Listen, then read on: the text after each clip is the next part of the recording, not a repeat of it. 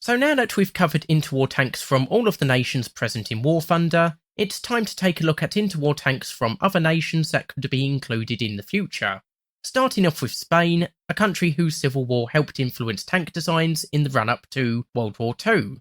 Now, Spain remained neutral in World War I and thus missed the initial development of the tank, so there aren't any Spanish World War I tank designs, unfortunately. But Spain was still interested in this new technology and sought to acquire tanks from France. And while France wasn't willing to sell tanks during the war itself, between 1919 and 1921 Spain acquired 11 FT tanks, as well as 6 Schneider CA-1s, this being the first tank that the French had designed. These tanks would be used to great effect during the Rif War in Morocco against the Republic of the Rif, and in 1925 these took part in the Alhucemas landing, the first amphibious operation to involve tanks and aircraft. Not a bad showing for a nation that had only recently adopted tanks and didn't take part in World War I. Spain did manage to acquire a few more tanks at this point, such as 7 French Saint-Chamond M21s in 1923, and a single Italian Fiat 3000 in 1925, but it seems the Spanish weren't impressed with these tanks, as no more were purchased. It was around this time that a domestically designed tank would come about, with a group of 3 men designing their own tank privately in the town of Trubia, which also gave the tank its name, with a prototype being built and showing enough promise that a small production run of 4 tanks would be produced as the Modello Trubia Serie A, or Series A. This tank somewhat resembles the FT tank, and was a pretty good first attempt at a tank design, having 20mm of armour for the front and sides, a top speed of 19 mph or 30 km/h on a 75 horsepower Daimler engine, and had a crew of 3, while also including some unique design features, such as a ram nose to assist in pushing through obstacles, and 2 turrets that could be independently operated, allowing them to engage separate targets. Unfortunately for us, while a 40mm gun was intended to be added to the lower turret, the ultimate armament ended up being 2 7.7mm Hotchkiss machine guns in the turrets and 1 in the bow. So while an interesting tank, it's doubtful it could be added in-game.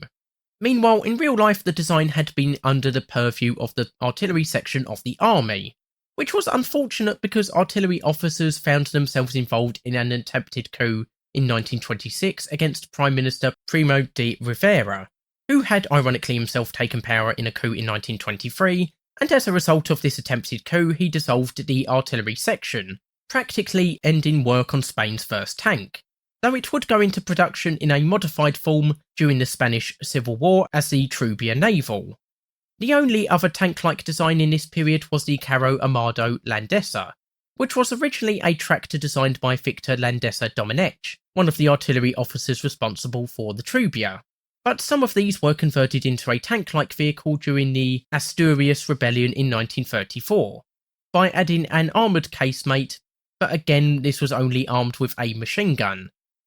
So now we know Spain's situation regarding tanks in the 1920s and 1930s, which brings us to 1936, by which point Primo de Rivera was gone, King Alfonso XIII had lost his throne, and the Second Spanish Republic had been declared. I'm probably missing a whole bunch there, but that's just to simplify things. Many in the army weren't happy with this state of affairs and launched an attempted coup on the 17th of July 1936, starting the Spanish Civil War, with those trying to overthrow the government being known as the Nationalists, and those opposed to this being the Republicans. Again, that's just the simplified version of things, as there were other factions involved. Most of the tanks present in Spain up to this point were acquired by the Republicans, who had 17 tanks versus the Nationalists' 11. But with so few tanks available to either sides, attempts to produce more domestically quickly commenced. For the Republicans this meant dusting off the Trubia's blueprints and putting it into production in a modified form as the Trubia Naval, with at least 12 built, though this time with only 1 turret.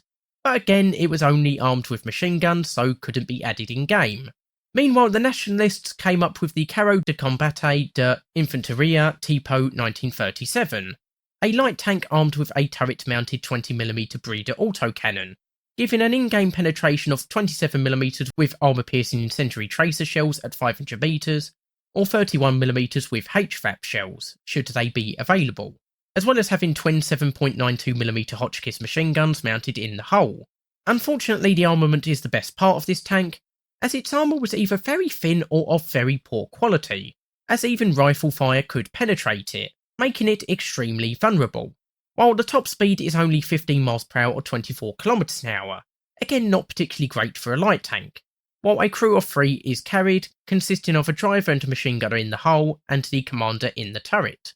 In-game, I think this could be added at around 0.7, as it does have a great weapon for dealing with enemy tanks, but would be very vulnerable and not particularly fast, making this hard to use in straight-up fights but also difficult to use as a fast-moving ambusher, limiting its effectiveness on the battlefield.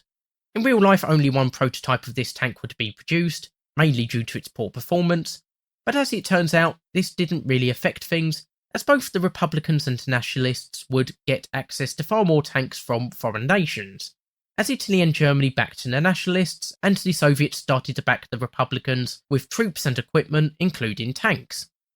Italy was the first to send tanks, with CV-35 tankettes arriving in August 1936, only a month after the war's start, while the Germans would send Panzer Is from October. Meanwhile, the Soviet Union would supply the Republicans with T-26s and BA-3 and BA-6 armoured cars, while a smaller number of BT-5s would be sent over a year later in 1937. And interestingly, Poland would sell the Republicans 32 Renault FT tanks in the first few years of the war. Also interestingly, the Germans and Soviets didn't actually send enough crews to man all these tanks, instead intending to train up Spanish volunteers to man them, which would do well in improving Spanish capabilities in the long term, but did cause some problems in the short term. For example, Soviet commanders would often be placed in the driving position of these tanks, because Spanish drivers would cause their tanks to break down quickly due to a lack of experience in driving them, which as you can imagine did cause some issues. In combat, it was quickly found that while the Italian and German tanks with their machine gun armament were perfectly suited for anti-infantry work, against the Soviet T-26s they were practically useless, with the Italian tankettes being extremely easy prey, while the German Panzer Is could only penetrate the T-26's armour with SMKH rounds from a range of under 150 metres, while the T-26 could penetrate a Panzer I's armour from up to a kilometre away. Despite asking for tanks with something better than a machine gun, such as the Panzer II, these were never sent. So instead there were attempts to upgun the various nationalist tanks to deal with the Soviet tanks. The first of these was the Fiat CV-33/35 Breeder, based on the CV-35, with the main difference being the replacement of its two 8mm machine guns with a 20mm Breeder autocannon, though as this is in a casemate it is a bit limited in firing arcs compared with a turret-mounted design. For the rest of the stats, it has a maximum of 10mm of armour, a top speed of 25 miles per hour or 40 km an hour, and a 2-man crew. In-game, this could be a good 0.7 to 1.0 tank destroyer, as its small size is well suited to ambush situations, and its speed will allow it to move around decently well, and the new gun will pack quite a punch, though if an enemy spots and engages you, you will be quickly destroyed, so stand-up fights would have to be avoided. In real life, the modified CV-35 was put through testing, and while the new gun would be a welcome addition against enemy tanks, it did cause some issues due to its size and weight, namely causing a 200kg weight imbalance towards the left side of the tankette, and making it very hard for the commander to fit into his position, so this conversion was ultimately not adopted beyond a single prototype. However, a similar attempt was made to upgun the Panzer I,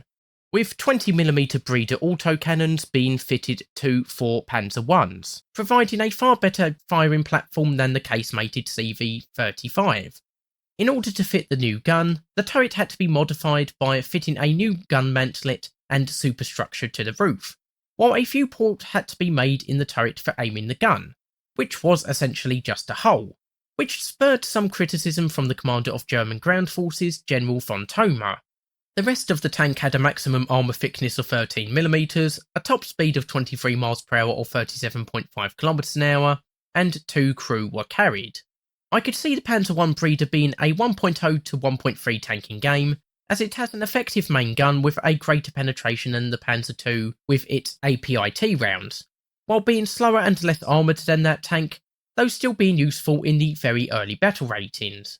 In real life, only 4 Panzer Is were converted for a few reasons, namely that many Soviet T-26s had been captured, which were far better than the German Panzer Is, while von Thoma criticism about the viewport and stated lack of tanks available to convert led to a cancellation of any more conversions, despite the fact that armoured glass was fitted, or at least intended to be fitted, to fix the viewport problem.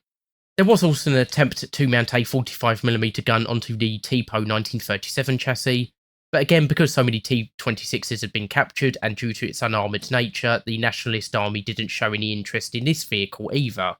So attempts to upgun various foreign tanks didn't work out for various reasons, but with plenty of captured T-26s falling into Nationalist hands, it became possible to start assigning them alongside Panzer Is, allowing for infantry and tanks to be engaged. However, there would be another attempt to develop a Spanish-built tank, known as the Verdeja I, designed by one Captain Felix Verdeja Bardulis, who was the head of a maintenance company in the Nationalist Army, which allowed him to study various tanks, such as the Panzer I and T-26, and allowed him to quickly learn the strengths and weaknesses of their designs. With the knowledge gained, he would set about producing a tank of his own design, and after gaining official backing, created a prototype. And after successful tests in January 1939, including one in the presence of General Franco, he was given approval to carry on development, with 2 more prototypes to be built. However, development would hit a bit of a snag and only one prototype would actually be finished, which was sent for testing in May 1940, so after the Civil War had ended. It was found to be superior to the T-26 but had some issues, but after modifications were made it was tested again and performed even better, scoring 261.98 points out of 410 in testing versus 205 for the T-26. Looking at the stats, the Verdeja I was armed with a Spanish-built 45mm gun based on the T-26's 45mm gun, so presumably its performance would be similar to that gun, and it was capable of elevating this gun to a ridiculous 72-degree angle, allowing for easy targeting of high-up enemies, while 2 Dreiss MG-13 machine guns were mounted to the right and left of the main gun. Armour is okay at 25mm for the whole front and 15mm for the turret front and sides, as well as the whole sides and rear, but as the hull is curved, the armour is likely to perform much better than the thickness suggests, though the relatively flat frontal glacis is only 10mm thick, which could be a weakness. Moving on to mobility, it had been intended to use a 120 horsepower Lincoln Zephyr engine, but there was trouble obtaining these engines, so a less powerful 85 horsepower Ford V8 engine was used instead, giving a top speed of 27 miles per hour or 44 kilometers an hour, which isn't a bad speed, but it's a shame that we couldn't have the more powerful engine. Lastly, a 3-man crew controls the tank, that being a driver, commander and loader. Overall, I could see this being a 1.0 to 1.3 tank, as it has a very good armament, a decent amount of armour and a good if not spectacular speed, and I could see this being a very useful tank for Spanish players, and would be especially suited to engaging enemies hiding at the tops of cliffs or hills, that other tanks might not have the elevation to target. Ultimately, with the end of the Spanish Civil War, the need for the Verdeja I seems to have fizzled out, with the design becoming obsolete by 1941, though Captain Verdeja did attempt to modernise the design in later years. There were also a few armoured cars during this period, but most were only armed with machine guns, though the AAC-37 was often fitted with the 37mm SA-18 gun, and this armoured car along with the MC-36 was also sometimes fitted with T-26 or BA-6 turrets, along with the 45mm gun, which would make them rather effective against enemy tanks and a good scouting vehicle for Spanish players. In the end, the Spanish Civil War would come to a conclusion in 1939 as a victory for the Nationalists, who would retain many of the tanks they had received or captured during the war. Republican tanks, on the other hand, were mostly captured or destroyed in the last months of the war, but some, including some of the T-26s and AAC-37 armoured cars, survived across the border into France, who took possession of them. This means we do actually have some photos of Soviet T-26s in France with French officers, which is probably the most surprising thing I found while doing research for this video. Unfortunately, these didn't stick around for long, as some were sent back to Spain as a diplomatic gesture, while the rest seem to have been scrapped or destroyed in firing tests. So unfortunately we missed out on French T-26s. The AAC-37s on the other hand would be used against the Germans in the Battle of France, and some of these would then go on to be captured and used by the Germans in Operation Barbarossa, giving these vehicles a rather unusual career. So overall, Spain seems to have had a real desire to join other nations in developing tanks, but wasn't able to due to various factors. But I think Spain could have produced some pretty good tank designs in decent numbers if things had gone just a little bit differently. So that's it for this episode looking at Spanish interwar tanks, and I'd be interested in your views on these tanks in the comments below. The next episode will probably be about Czechoslovakia, and will likely be the last one on interwar tanks, at least for the time being. So I hope you're looking forward to that. So anyway, I hope you've enjoyed the episode. I've been Tyranno, and I'll see you next time.